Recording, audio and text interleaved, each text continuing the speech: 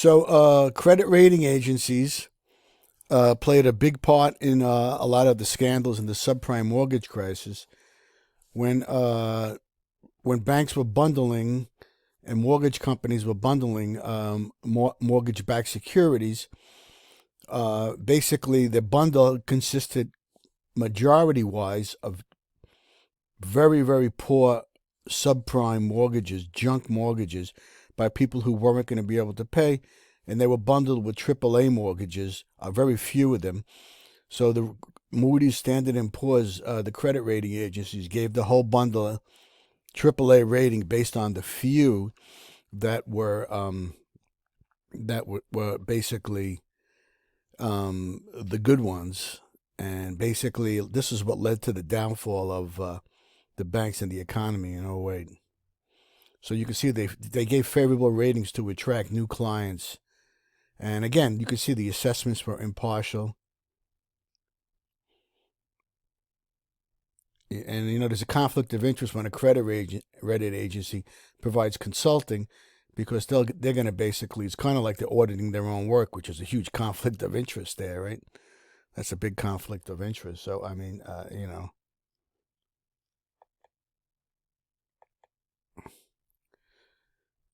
So Arthur Anderson was a big accounting firm.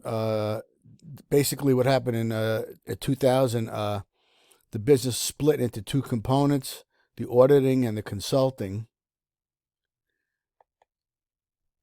And the intense pressure to generate revenue and profits from auditing, and the fact that certain clients dominated the business of regional office, has translated a tremendous incentive to provide favorable audits. So they were doing favorable audits, okay? And they ignored many of the problems in Enron's reporting. So Arthur Anderson was indicted and then convicted of obstruction of justice, and that was the end of Arthur Anderson and the end of Enron. I'm going to put a Enron piece in here now, so you can see some of the details that went on with Enron, and then we'll continue. It's an important thing.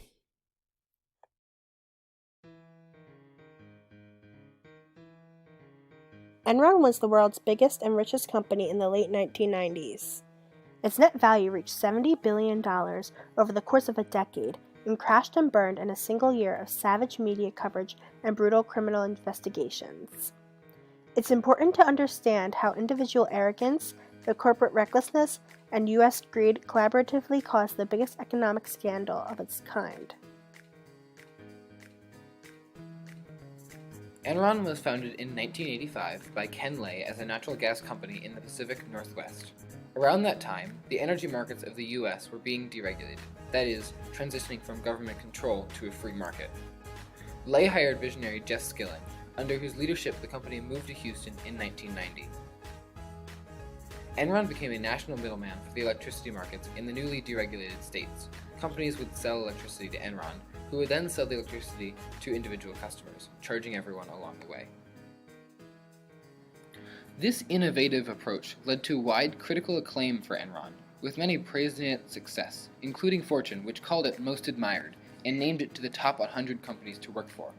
However, this acclaim led to a highly competitive environment within the company.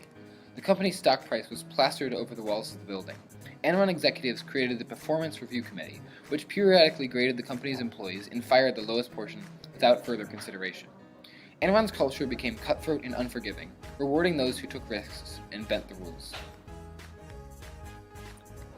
As internet companies grew more popular in the late 90s, Enron launched Enron Online, an energy trading e-commerce site, which was largely successful. Enron also used this platform to launch high-speed trading services for bandwidth, advertising, and even weather, although those all failed and put Enron in debt. However, Enron was able to write these losses off as gains by using a new system called mark-to-market accounting. With traditional accounting, a company is valued off of its past transactions. With mark-to-market accounting, companies are valued based on the present and on future potential. Enron abused it and recorded profits from recently signed contracts and recently built factories, even though they were not actually returning profit yet. In addition to falsifying their accounts, Enron CFO Andy Fastow created special-purpose entities to hide Enron's failures. These were mini companies that would essentially buy Enron's liabilities and debt, thus removing them from Enron's books. LJM, one of the many SPEs, was run by Fastow and had over 96 major U.S. banks and firms investing in it. Since Fastow was solely in charge of this, he was able to get away with skimming money off of each transaction, totaling over $30 million in profits for himself over time. Additionally, Enron manipulated the energy market to earn money at immense cost to others. Starting in late 2000, Enron would purchase electricity futures and then periodically shut down power plants in California. The widespread power outages caused the futures to increase in value, which Enron then sold for a profit. Throughout the late 90s, Enron used these methods to record astounding revenue, and its stock price continued to rise. By late 2000, top executives at Enron, including Lay, Fastow, and Skilling, saw the company's losses and failures and sold their respective stocks, cashing in millions simultaneously. Lay would continuously assure the investors that everything was fine and that investing in Enron was a good idea, yet Enron's stock started to fall anyway. Top analysts began to doubt the quality and legitimacy of Enron's transactions, and a Fortune reporter by the name of Bethany McLean published an article questioning the value of Enron's stock, causing it to drop even farther. As the stock went sub $20, executives continued to cash in their stakes. On November 28, 2001, news of Enron's troubles became public, and the stock quickly plummeted to sub $1. Lay, Skilling, Fastow, and other executives were charged with a smorgasbord of crimes, including fraud, conspiracy, and insider trading. However, there are more questions to ask than were answered by the court case. Were the executives making moral decisions? Whose fault was it, the individuals, the company culture, or the system of capitalism as a whole? What were the more nuanced causes of Enron's failure? Throughout Enron's history, Lay hired people who were willing to take risks and toe the line. The people he formed his team with, Skilling, Fastow, and more, were only concerned with making money and nourished a cutthroat survival of the fittest culture that encouraged employees to break the law. Skilling created a wild, risk-taking environment by often taking dirt biking and racing trips in exotic, far-out places. More often than not, the men were hospitalized for near-fatal injuries from collisions and crashes. These stories became urban legends at Enron, and the team of men were soon idolized as macho men who knew no limits. Recklessness and risky behavior began to be seen as a positive and led to an unhealthy company culture. The culture created by the executives led to incredibly immoral decisions by many of the lower-tier employees. Employees on the Enron trading floor caused the massive California blackouts in late 2000, yet another example of risky and reckless behavior incentivized by Lay and Skilling. Perhaps most interesting, however, is the involvement of other U.S. corporations and banks in all of this drama. Enron had connections with hundreds of major corporations that made Enron's most diabolical lies and schemes possible.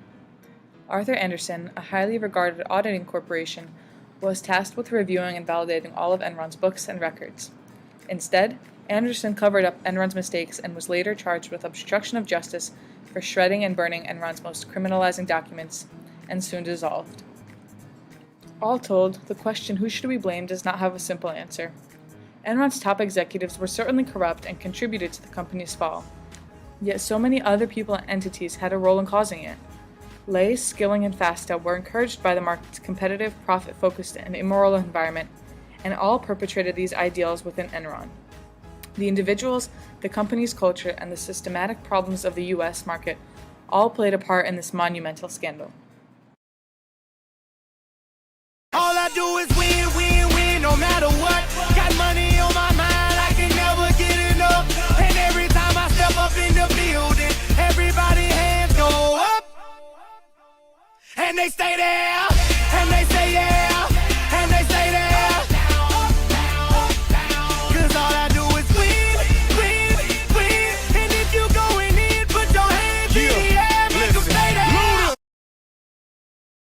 Well, geez, I don't know exactly when it was. It must have been in the early 90s or something. We met, my partners and I, we were at a conference actually, and it was in Houston.